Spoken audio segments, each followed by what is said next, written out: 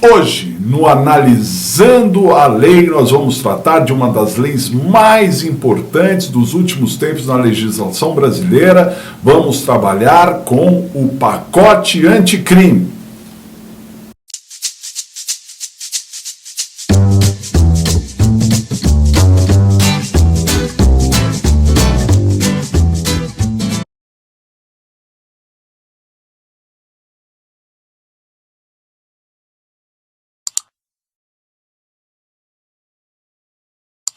Uma grande satisfação estar aqui com vocês no nosso programa dominical, comentando a lei.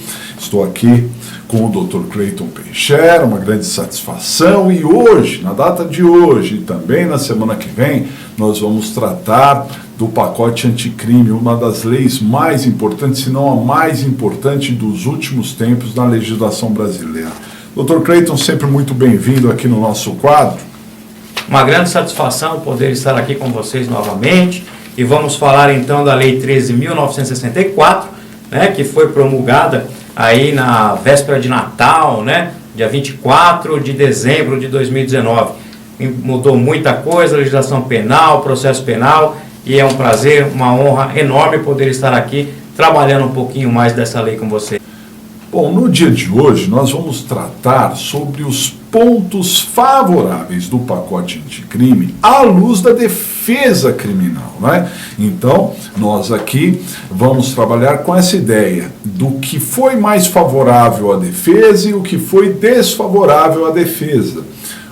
Como vocês viram na chamada, hoje nós vamos tratar de oito questões que, no nosso ponto de vista, ficou melhor para a defesa, trouxe ali um quadro diferenciado para a defesa. Na próxima semana vamos tratar de 8 pontos desfavoráveis à defesa. É evidente que tem muitos pontos que são neutros, é uma melhoria para todos, tanto para a acusação quanto para a defesa dentro do direito penal, dentro do processo penal. Não é isso, doutor Cleiton? É isso aí, realmente várias mudanças aí que afetaram a legislação penal, processual e que tendem a melhorar a vida do réu de uma certa forma, que nós vamos comentar hoje, Lembrando, doutor Rodrigo, que o juiz de garantia é uma delas e essa decisão ainda está suspensa, pelo ministro Fux.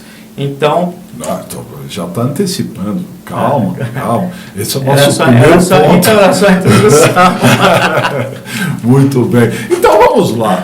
Primeiro ponto favorável à defesa. Qual é o primeiro ponto favorável que está suspenso pelo ministro Fux? Diga aí. Juiz de garantias, Juiz de garantias é uma criação da lei e está suspensa, O ministro Fux suspendeu essa decisão para que possa o judiciário se adequar, e se estruturar e se preparar para que isso possa efetivamente entrar em vigor, doutor Rodrigo? Isso, nós já aqui no nosso canal já comentamos o juiz de garantias, mas é sempre bom dizer que o artigo 3º do CPP foi alterado para criar o juiz de garantias. O que seria o juiz de garantias? É aquele que vai cuidar de todos os assuntos da fase de inquérito, E ele, inclusive, vai reter dentro lá das suas atribuições todas as provas que foram contidas, que não chegarão para o juiz do conhecimento. O juiz do conhecimento, ele terá um processamento totalmente novo, não influenciado por aquilo que passou na fase de inquérito. Já disse para vocês que em outros países já se adota esse tipo de organização judiciária. E aí vocês podem dizer, por que o ministro Fux então suspendeu, levou isso, Porque, na verdade, há uma dificuldade bastante grande de implementação, do juiz de garantias no Brasil afora, porque, vocês sabem, a organização judiciária é estatal, depende de cada estado, para fazer a sua organização judiciária, e nem todos os tribunais de justiça Brasil afora têm condições imediatas de colocar o juiz de garantias em pronta atuação. Mas por que o juiz de garantias seria um ponto favorável à defesa, na sua opinião, doutor Cleiton? Porque o juiz de garantia vai decidir lá sobre a liberdade do réu a primeiro momento, uma prova ilícita que foi produzida ali na fase de inquérito policial, né? E isso pode, de uma certa forma, contaminar o processo lá no julgamento, né? Porque aquele juiz que deu a sentença, ou está sentenciando aquele processo naquele momento, foi o mesmo que decretou a prisão lá atrás, por vezes, do réu, né? E isso pode impactar na sentença. Agora, doutor Rodrigo, eu queria que o senhor explanasse, até por conta das dúvidas que todos nós temos, né, com relação ao processo digital. Porque como se fará isso, né? Como que você vai tirar essa prova, essa fase de inquérito policial do processo judicial para acesso daquele juiz? Porque, afinal de contas, o juiz que vai sentenciar, ele tem que ter a noção ampla do processo, né? Como que isso funciona, doutor Rodrigo? Bom, dentro do processo digital, que é a tendência daqui para frente, e será sempre assim, né? Há formas de bloquear o acesso. Me parece que o juiz, você falou, o juiz precisa ter um conhecimento, mas assim, interessante, o juiz de garantias é que vai decidir se recebe ou não recebe a denúncia. Então ele vai fazer a análise da fumaça do bom direito, que será o suficiente para ter o processo. Vai chegar para o juiz de conhecimento já o processo recebido. Então cabe a ele fazer pura e simplesmente a instrução e o julgamento. E a instrução e o julgamento com base naquilo que foi produzido em juízo. Claro, sempre pensando nas formas que o juiz pode ter o contato com aquelas provas não repetíveis, que são documentos, que são perícias. Então essas o juiz do conhecimento tem que ter acesso, porque elas são feitas uma vez, né? As provas cautelares, as provas antecipadas, essas são feitas uma vez. Mas aquelas provas que precisam ser refeitas em juízo, aí o juiz de conhecimento não terá contato nenhum, será bloqueado. Eu acho que o sistema vai entender aquilo que pode ser passado para o juiz de conhecimento e aquilo que não pode ser passado. Isso então é muito benéfico para o réu, né? Porque nós estamos acostumados ao embate do dia a dia, às audiências de instrução, e você, por vezes, percebe na audiência de instrução que o magistrado indaga o réu justamente sobre aqueles depoimentos que foram dados na delegacia. E ocorre também com as testemunhas. Uma mera homologação. Sim. O senhor falou isso, assim, consta aqui que o senhor falou isso, aquilo outro, blá, blá, blá, blá. O senhor confirma? Aí fica difícil, né? Aí fica difícil. Agora não tem mais isso. Então, na nossa opinião, o juiz de garantias é uma evolução dentro desse quadro, né? Isso aí. Muito bem, vale lembrar aqui, apenas um breve comentário, que o ministro Moro foi contra o juiz de garantias, até porque, na minha opinião, o juiz Moro ele trabalhou muito na fase de inquérito, dando decisões, e se agora ele fosse amplamente favorável ao juiz de garantias, ele estaria meio que depondo contra o que ele trabalhou na Lava Jato. Sim, com certeza. Né? Segundo ponto favorável à defesa. Pois bem, o segundo ponto é o acordo de não persecução penal, né? Esse acordo de não persecução penal é realmente uma forma despenalizadora muito, muito interessante, né? Por quê? Porque nós já temos outras formas despenalizadoras, como é o caso da suspensão condicional do processo, a transação penal, outras formas. Mas o acordo de não persecução ampliou esse horizonte, porque desde que o crime não tenha violência ou grave ameaça, desde que o crime não seja da Lei Maria da Penha, desde que o crime não seja juizado especial criminal e que ele tenha uma pena mínima inferior a 4 anos, bastante, hein? Pega um monte de crime aí, pode ser feito esse acordo de não persecução. É uma coisa muito importante, né, doutor Rodrigo, porque hoje a sociedade em geral já tem muita desconfiança daquele que não tem nenhuma notação na sua folha de antecedentes. E aquele que tem, então, acaba sendo praticamente excluído, né? Numa entrevista de emprego, num certame, aí nas empresas privadas, com certeza aquele que tem alguma anotação criminal vai ficar para trás e não vai conseguir a vaga, né?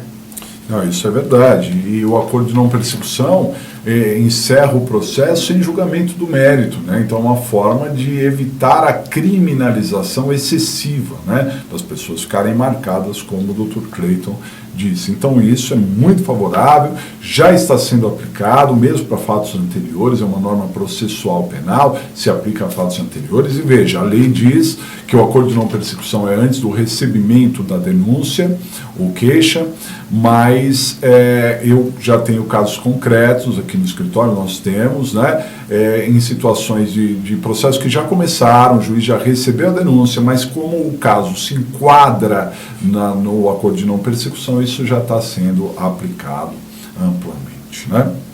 Muito bem. Terceiro ponto favorável à defesa. O terceiro ponto favorável é aquele que o juiz que tomar conhecimento da prova ilícita não pode julgar. Uma pequena mudança no artigo 157 do CPP, mas ao nosso ver um ponto extremamente importante. Por quê? Quando se anula um processo, tem que se refazer os atos posteriores àquele ato que estava nulo. Então, refaz os atos. Muito bem.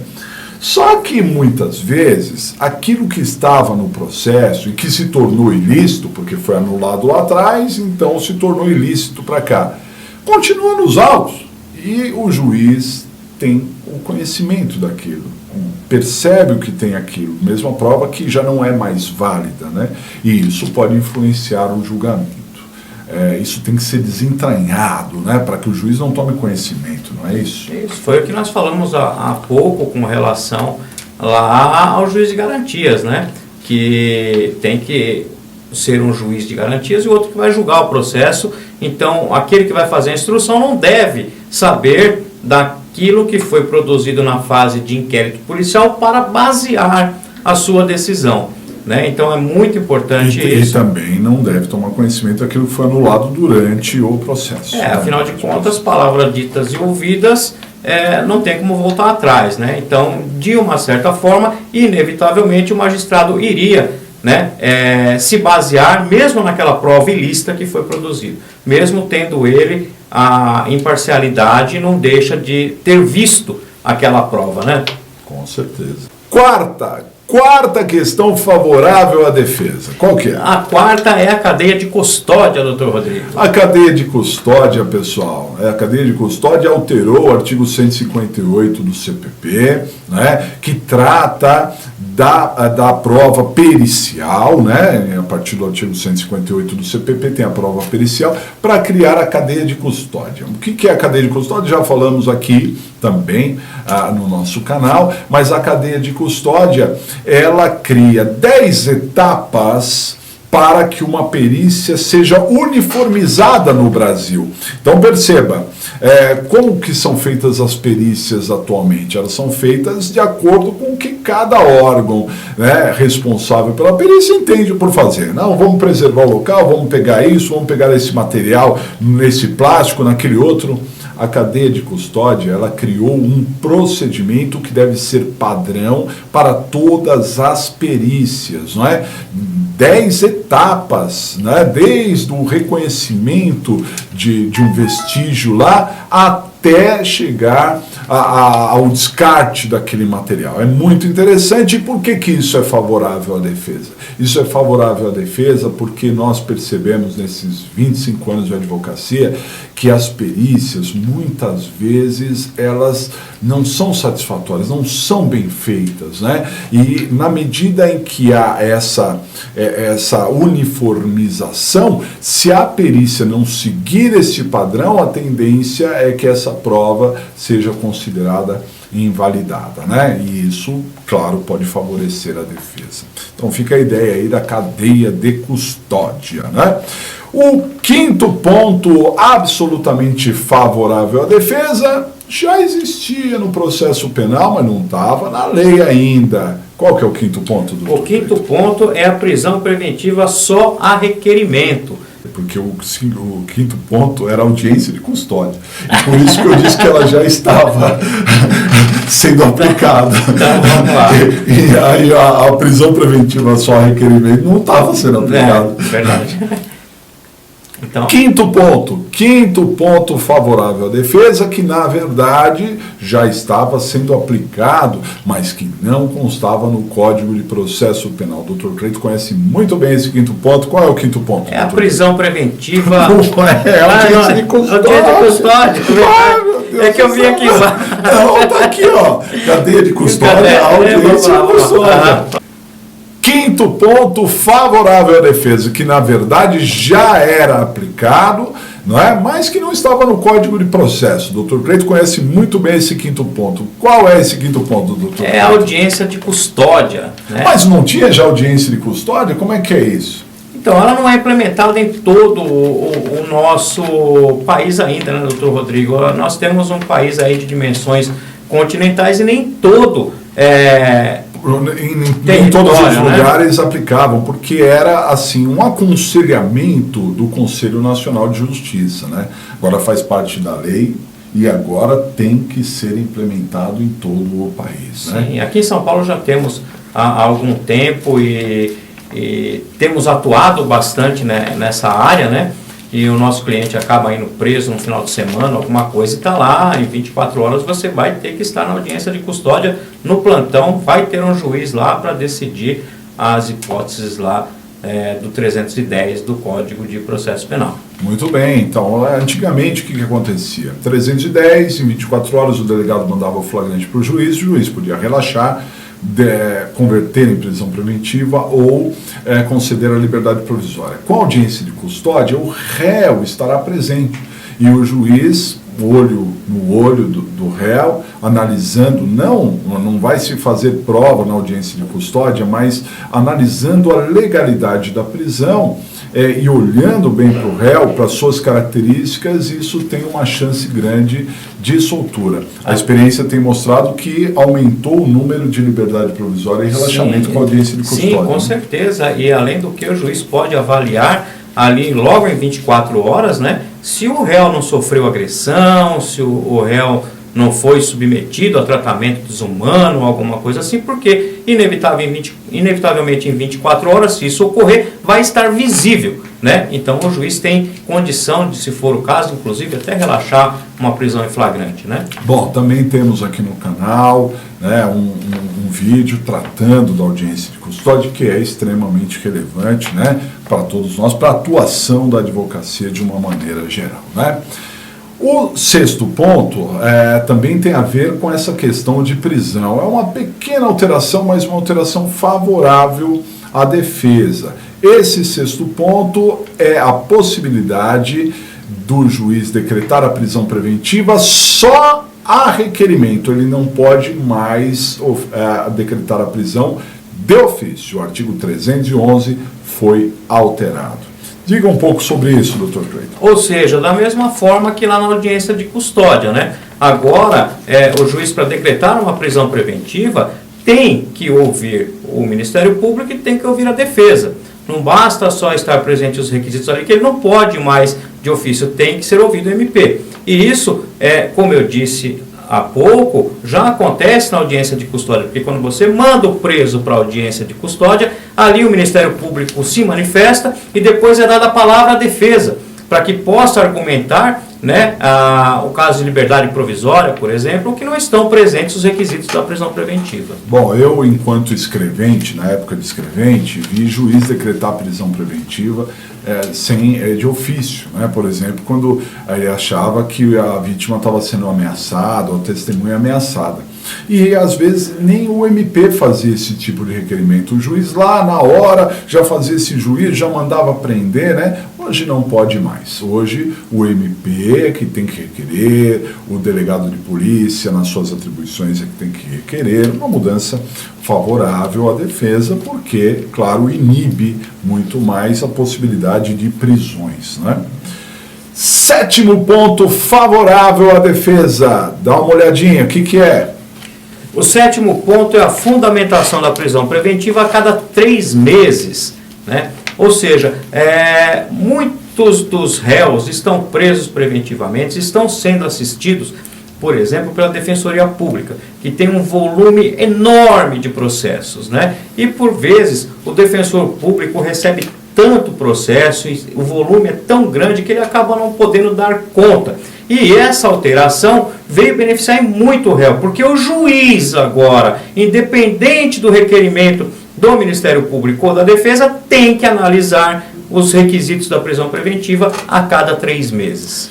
Nós fizemos um vídeo aqui, né, sobre uma decisão do juiz muito famoso no Brasil, que é o braço da Lava Jato no Rio de Janeiro, que é o Dr. Marcelo Bretas, em que ele aplicou exatamente essa regra, soltando lá uma ré, né, por conta dessa ideia da prisão preventiva ser analisada a cada 3 meses. Então voltou para ele 3 meses, falou, já não persistem mais os motivos, né? E acabou soltando. Então isso é muito, muito interessante, a defesa também.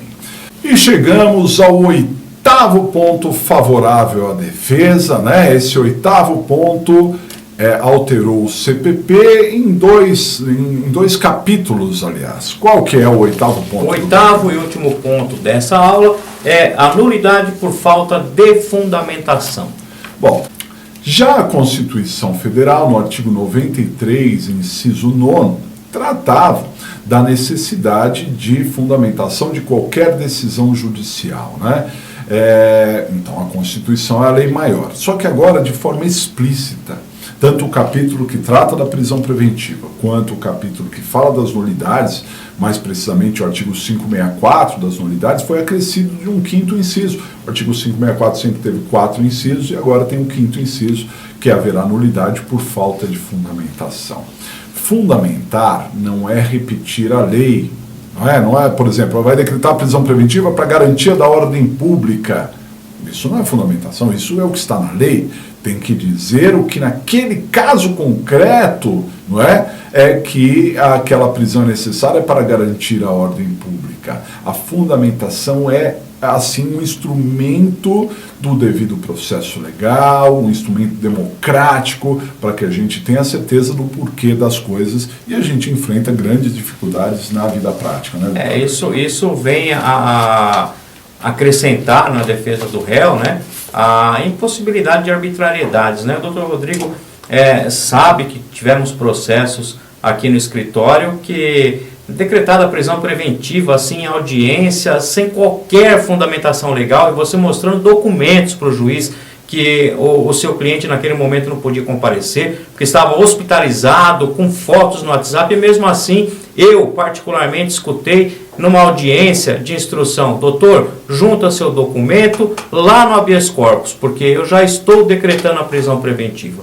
Então, isso é arbitrariedade que ocorre no dia a dia, na prática da advocacia criminal. E isso vem garantir um pouco mais a defesa que se tenha, né, uma decisão justa. E se for para prender o seu cliente, que prenda, mas desde que tenha motivos. Não aleatoriamente, né, doutor Rodrigo? Com certeza. A fundamentação é essencial, né? Para tudo na vida. Tudo a gente precisa fundamentar. Mas o juiz, né, que está ali trabalhando com a vida das pessoas, a liberdade das pessoas, ele precisa ter uma fundamentação concreta em todos os seus atos, né? Muito bem.